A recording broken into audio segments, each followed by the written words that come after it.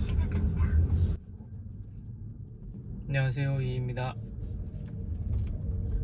제가 지난번에 M 버튼을 달았잖아요. M 버튼을 달았는데 그 M 버튼을 어떻게 사용하는지 한번 보여드리는 시간을 가져보도록 하겠습니다. 자, 지금은 어두워서 버튼이 안 보이시죠? 잠시 후에 밝은 곳으로 나가면 빨간 빛의 영롱한 M 버튼을 보실 수 있으시고요. 제가 그 M 버튼을 어떻게 사용하는지 한번 보여드리도록 하겠습니다. 우선 저는 드라이브 모드가 처음에 시동을 키면은 일렉트릭 인디비주얼 활성화로 되어 있습니다. 다들 뭔지 아시죠?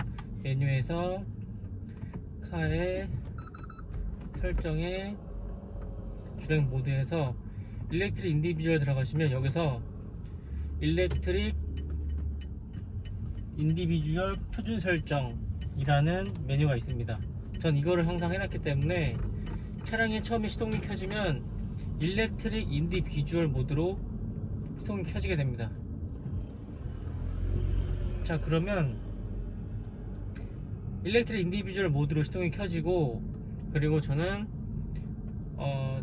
도로 주행 시 사용하는 모드가 스포츠 인디비주얼, 일렉트릭 인디비주얼, 그리고 에코프로 하이브리드, 이 세 가지 모드를 사용하는데, 우선 이 세 가지를 사용하는 이유는 배터리가 가득 차 있다, 또는 배터리가 주행 가능한 거리가 1km 이상이라도 주행 가능한 거리가 남아있는 상태라면 일렉트릭 인디비주얼과 하이브리드, 다시 일렉트릭 모드와 하이브리드 모드 간에 기본적인 저속에서의 주행하는 로직은 똑같습니다.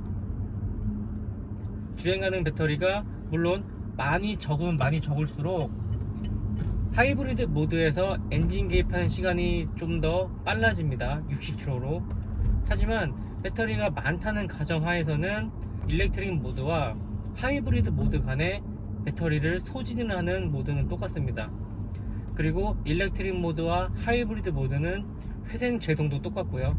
다만 인디비주얼 또는 에코프로라는 것이 붙으면, 인디비주얼은 말 그대로 개인화가 가능한 부분이고, 에코프로가 붙으면 가장 효율적인 모드로 주행을 하게 되는데, 에코프로 하이브리드 모드에서 그런 냉난방 기능의 강도가 좀 조절이 돼서 좀 더 주행적으로 전기를 소모하는 건지는 확인은 해보지 못했지만, 확실한 건 일렉트릭 인디비주얼 모드에서는 전기 소모를 에어컨과 히터, 냉난방, 전기 소모를 냉난방 부분에 조금 덜 보냄으로써 더 주행거리를 늘릴 수 있는 그런 설정은 가능합니다.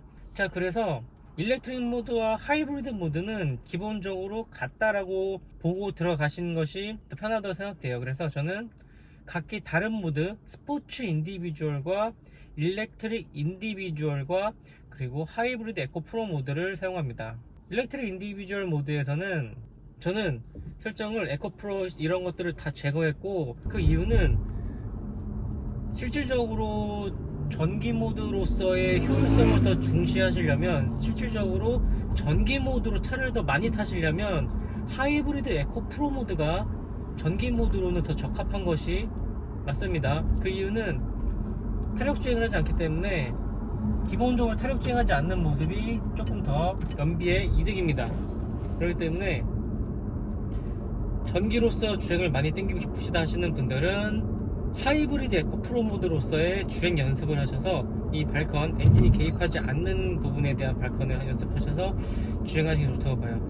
저는 보시면은 일단은 이 M 버튼을 설명하기 전에 하이브리드 모드를 변경을 하기 전에 하이브리드 에코 프로 모드를 세팅해 놓고 변경을 합니다. 여기서 아래로 내리면 일렉트릭 인디비주얼을 바뀌고, 위로 올리면은 하이브리드 에코 프로인데, 자, 여기서 한 번 더 올리면 스포츠 인디비주얼이 됩니다. 스포츠 인디비주얼 모드에서 주행을 일정 시간 주행을 해서 저는 일단 예열을 진행하도록 하겠습니다. 보시면은 스포츠 인디비주얼에서 83km쯤에서 기아 변속이 이루어지고, 이때 보여주는 RPM이 1300 정도로 보여집니다. 1300 RPM.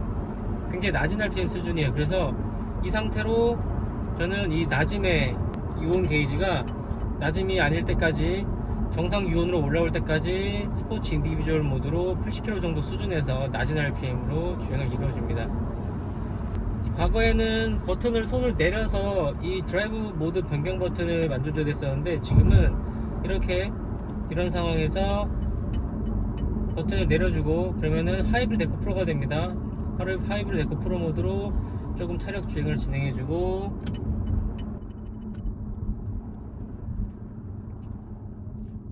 회생제동이 필요 없는 그런 타력 주행의 상황, 앞에 정차가 되어 있거나 아니면 앞에 서행을 해야 되는 것이 예상이 되는 경우에 저는 하이브리드 에코 프로 모드를 사용해서 일단은 악셀에서 발을 오프한 상태로 어느 정도 거리를 크루징을 쭉 해줍니다.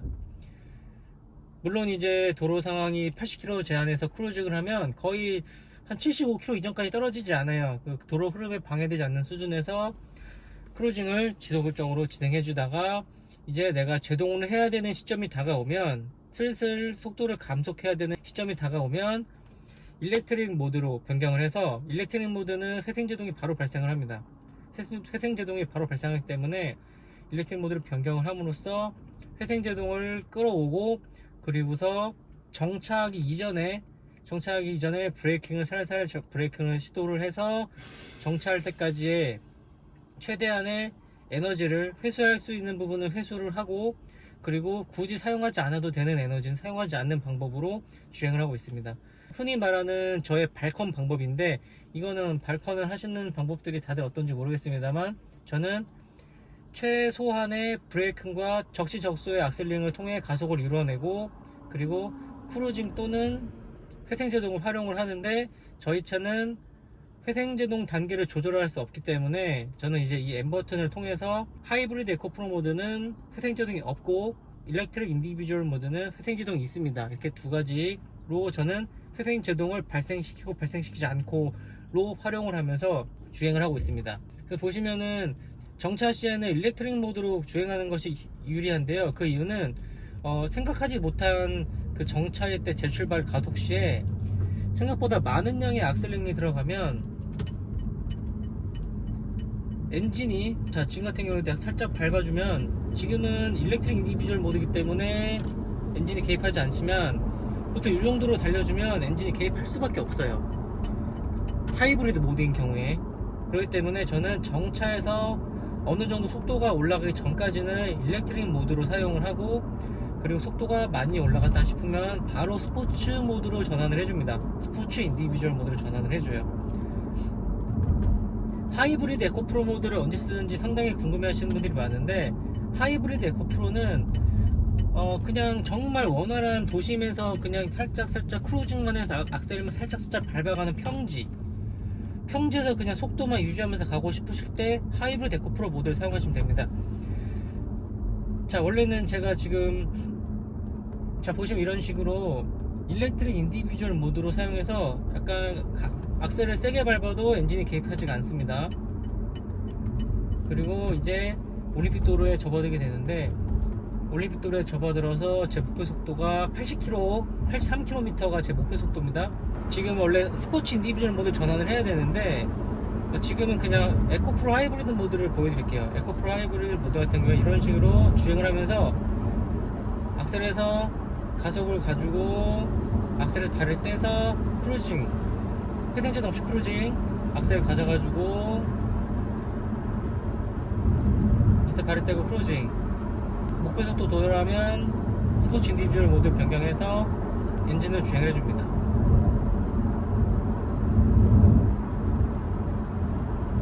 자, 이런 식으로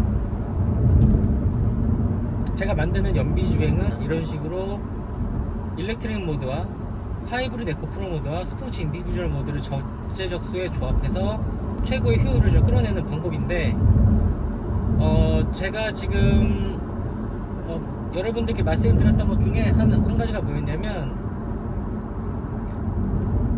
전기로 주행 가능한 거리, 그러니까 이제 다시 충전하는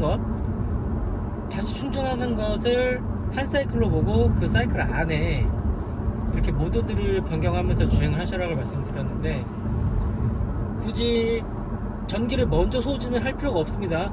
전기 선 소진 후 스포츠 인디비주얼이 아니고, 물론 소진은 제가 항상 말씀드려서 아시겠지만 25%까지 굳이 먼저 소진을 해서 스포츠 인디비주얼로 25%부터 시작할 필요가 없습니다. 그냥 내가 주행이 원활하다 싶으면은 일단 스포츠 모드로 돌입을 해서 일단 엔진을 먼저 사용해 주는 겁니다. 충분히 예열도 해주고 충분히 어느 정도의 그 전기로 더 갈 수 있는 만한 거리를 좀 확보를 해줍니다. 그러다가 주행 가능한 거리가 도착거리까지 도달할 수 있을 것 같으면 그냥 전기 모드로 끝까지 주행하셔도 되고, 하이브리드 모드로 끝까지 주행하셔도 되는데, 제가 하이브리드 모드를 계속해서 추천해 드리지 않는 이유는 정차 후 재출발 시 급격한 가속을 이루게 되면 엔진이 개입을 하게 됩니다. 이 엔진이 개입을 하면 기존의 스포츠 인디비주얼 모드로 엔진을 충분히 예열했다면 상관이 없어요. 상관이 없는데, 한 번도 엔진을 켜지 않은 상태에서 엔진을 개입을 시키면 시동이 켜졌다 꺼졌다 하는 게 반복, 이런 가혹조행 주건이 될 수가 있어요. 원하지 않은 상황에 엔진이 작동되는 것을 방지하기 위해서 하이브리드 모드보다는 전기 모드로 주행하는 추천을 드립니다. 물론 그것이 완벽하게 제어가 가능하고 내가 적재적소에 모드들을 변경이 가능하시면 하이브리드 에코 프로 모드를 사용하셔서 적극적으로 회생 제동을 사용하지 않고 내 차량이 전기를 소모하고 회수하는 효율보다는 아예 사용하지 않는 것이 더 효율적인 면에서 훨씬 더 높습니다. 100이라는 전기를 쓰고 회생 제동을 통해서 30을 걷어들인다고 친 것보다 차라리 내가 전기를 50만큼만 쓰는 것이 훨씬 더 같은 거리를 똑같은 속도 이동하는데 도움이 될 수 있습니다. 그렇기 때문에 완벽하게 내가 엔진을 개입시키지 않고 하이브리드 모드를 사용할 수 있다는 분들은 하이브리드 에코 프로 모드가 확실히 전기로 주행 가능한 거리를 기하급수적으로 누릴 수 있는 좋은 방법입니다. 다만 이제 그게 안 되는 분들한테는 일렉트릭 인디비주얼 모드를 통해서 주행하라고 항상 말씀드리는 부분이고요. 자, 다시 말씀드리면 저의 유튜브를 꾸준히 보시는 분들이 이제 약간 헷갈리실 수 있는 부분일 수도 있는데, 일렉트릭 인디비주얼 모드가 시작되는 시점은 25%에 다다랐을 때가 아닙니다. 25%에 다다랐을 때가 아니고 내 한 번 완충으로 주행이 불가능한 거리인데, 이 거리를 스포츠 인디비주얼 모드를 무조건 써야 되는데 이거를 25% 남겨 쓰는 게 아니고 일단 먼저 쓰는 겁니다. 스포츠 인디비주얼을 항상 말씀드린 가장 기본 핵심, 전기를 항상 비축하는, 주행 가능한 전기를 항상 비축하는 핵심 포인트를 지키는 방법이 그거예요. 일단은 전기는 아끼는 겁니다. 일단 전기는 아끼고 내가 원활한 주행 상태가 주행 가능한 여건이 되었을 때 스포츠 인디비주얼 모드로 바로 개입을 해서 엔진을 작동시키고, 지금 같은 경우에는 회생제동 사용해서 속도를 좀 감소시키면서 정차를 해줄 겁니다.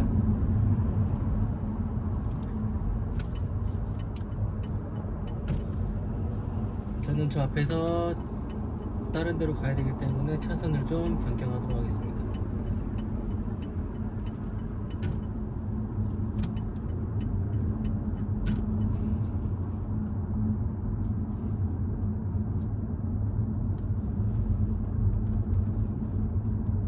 일렉트릭 인디비주얼 모드보다 일렉트릭 인디비주얼 모드는 정차했다 출발할 때는 굉장히 좋습니다. 그 이유는 내가 미친듯이 풀악셀을 하지 않는 이상 이 전기 토크의 60% 정도 수준이면 충분히 답답함 없는 가속이 가능하고요. 하이브리드 모드일 때는 40% 정도의 수준으로는 내가 답답함을 느낄 수도 있을 뿐더러 엔진이 자칫하면 엔진이 개입하게 되는 상황이 됩니다. 그렇기 때문에 정차 후 재출발에는 일렉트릭 모드, 인디비주얼을 사용하시든 아니든 관계없습니다. 정차했다 출발할 때는 일렉트릭 모드를 사용하시고, 그리고 서행 중일 때는 하이브리드 에코 프로 모드를 사용하셔서 앞차의 간격 유지시키면서 내 악셀에서 발을 떼도 충분히 크루징이 되는 수준으로, 이렇게 악셀에서 발을 떼면 크루징이 되게, 발컨을 좀 할 수 있는 방법이 좀 되시는 분들은 하이브리드 에코 프로 모드를 통해서 발컨을 좀 하시는 것이 훨씬 더 전기로 더 멀리 가는 데 도움이 된다는 것 다시 한번 말씀드리고요. 그리고 이렇게 M 버튼을 통해서 하이브리드 모드와 일렉트릭 모드, 스포츠 인디비주얼 모드 세 가지를 자유롭게 왔다 갔다 할 수 있다는 점. 배터리 컨트롤 모드는 진입을 하지 않습니다. 그렇기 때문에 배터리 컨트롤 모드를 사용하려면 여전히 손으로 눌러야 되는 불편함은 있지만, 배터리 컨트롤 모드의 특성상 저는 배터리 컨트롤 모드를 어떻게 활용하냐면, 배터리 컨트롤 모드 저는 70% 설정을 했어요. 70%로 설정한 이유는 배터리 충전 로직 자체가, 물론 이거는 저의 판단입니다. 이게 무슨 정확히 제가 전압이나 충전 속도를 정확히 계측해 보지 않았지만, 일반적으로 우리가 외부 전원을 통해서 전기차를 충전을 할 때 그 100V 이렇게 크게 고압으로 충전하는 친구들도 배터리가 빵일 때에서부터 80%까지는 엄청난 속도로 충전을 해주다가 이제 80이 다다르기 전부터 속도가 점차 줄어듭니다. 그래서 80에 다다르게 되는데, 우리 차도 마찬가지입니다. 우리 차도 어떻게 할 수 있냐면, 배터리가 0인 상태에서 완충까지 걸리는 시간은 3시간 반 정도, 그 완속 충전기를 통해서 충전할 때 3시간 반 정도 소요가 되는데, 0에서 50% 정도까지는 1시간이면 충전이 됩니다. 한번 봐보세요. 0에서부터 50%까지는 1시간이면 충전이 돼요.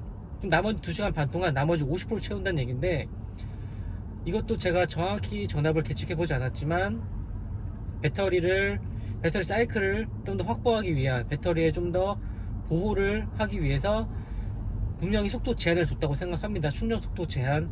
그렇기 때문에 저는 그 속도 제한 마지노선을 80%로 봤는데, 자동차가 주행하면서 배터리에 충전을 시키는 것도 마찬가지로 80% 정도 80%가 넘어가기 시작하면 생각보다 오랜 시간이 걸립니다. 한 층 한 층 올리기 위해서, 한 칸 한 칸 1% 채우기 위해서 점점 더 많은 시간이 비례적으로 증가하게 되는데, 그것 때문에 저는 효율적이라고 판단되는 게 마지노선에서 80%로 봤어요.